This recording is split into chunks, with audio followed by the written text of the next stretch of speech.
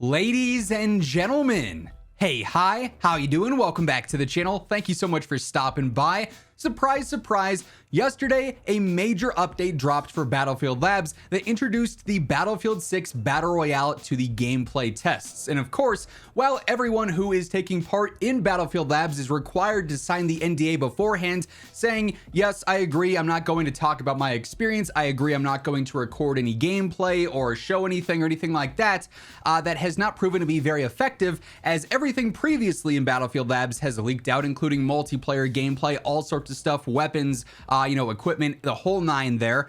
And just like multiplayer, the Battle Royale has now leaked a ton. There is actually gameplay out there already of like the intro cinematic, some gameplay with tanks and different vehicles. Unfortunately, I can't show any of that gameplay in this video. EA would take that down rather quick.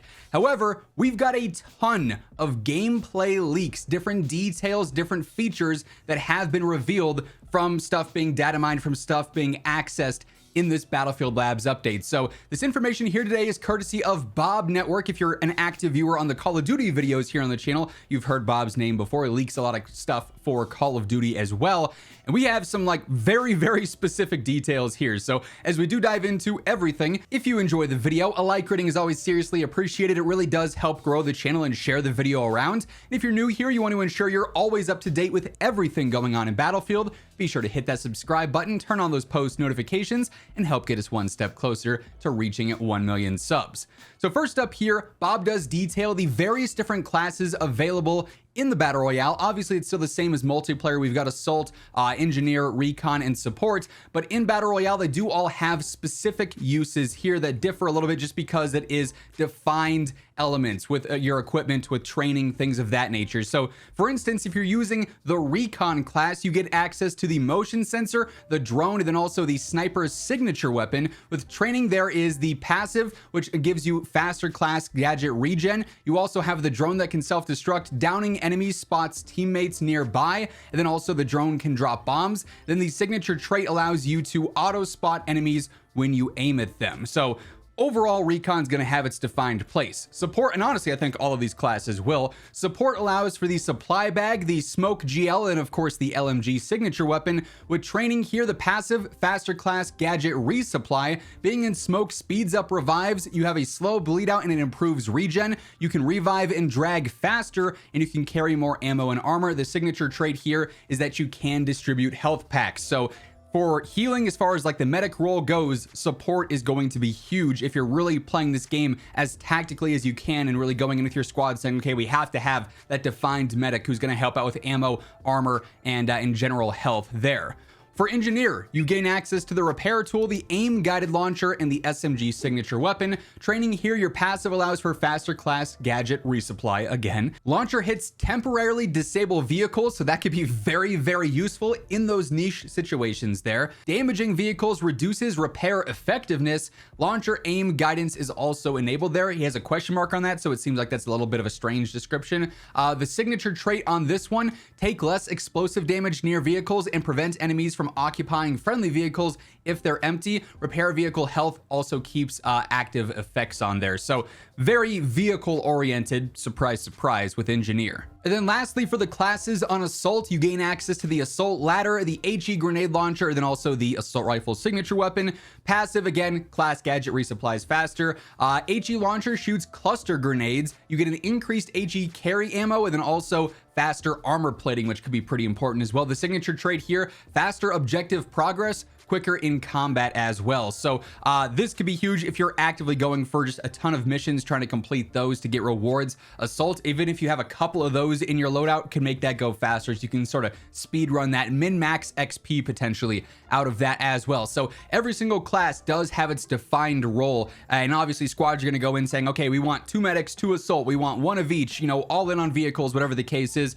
I think that's a pretty cool way to be able to jump into gameplay here. We also have more gameplay specifics though from Bob here, saying thermite sabotage allows you to basically counter tanks by damaging it and the crew inside slowly. However, there wasn't a full ability to use it according to what Bob's discovered so far in game. There are class chests, they're called, that drop items that are useful for your equipped class specifically. So weapon proficiency, your different gadgets, etc. There's also XP pickups, presumably for the full game. There are special safes that you can only open with the engineer repair tool as well. So again, class play is going to be huge in this battle royale. This is sort of what separates it some from other battle royales out there.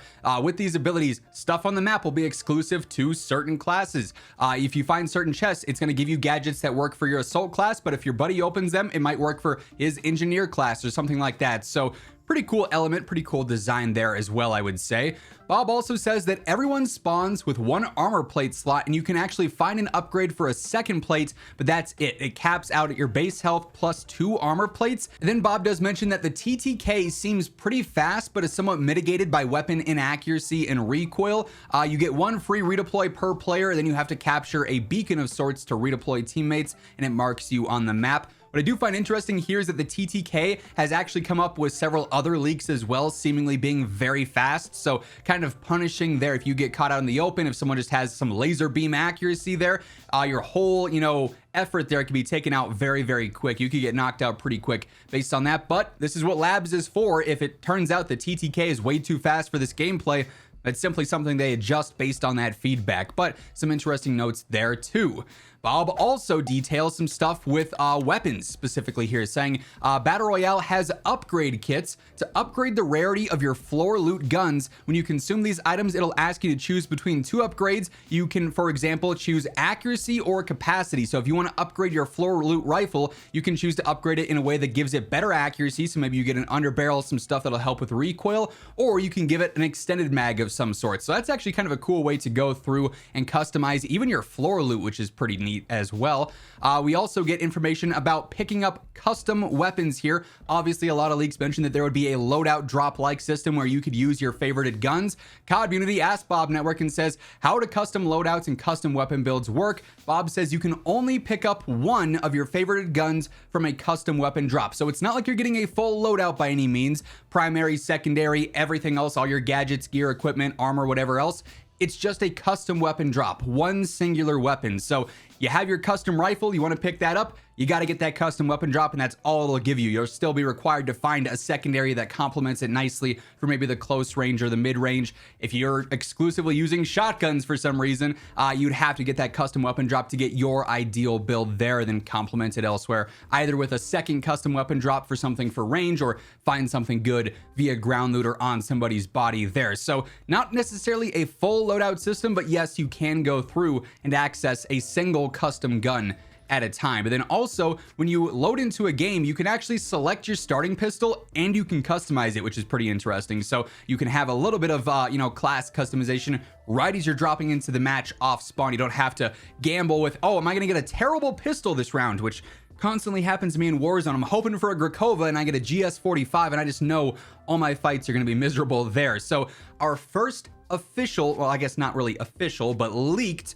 information on the Battlefield 6 Battle Royale with specifics. Obviously, their detailed blog from the other day announcing that the Battle Royale was coming to Labs gave us a lot of information on sort of the top-down stuff, but we now have some actual gameplay details out there. And like I said, there is already footage out there of raw gameplay as well. If you go hunting long enough, I'm sure you'll stumble across it. But that's gonna wrap things up for this video. If you guys enjoyed, be sure to drop a like on it. If you're new to the channel, you want to make sure you're always up to date with everything going on in Battlefield, be sure to hit that subscribe button on your way out. But once again, thank you so much for tuning in, and until next time, take it easy, have an awesome rest of your day, and I'll catch you later. Peace out.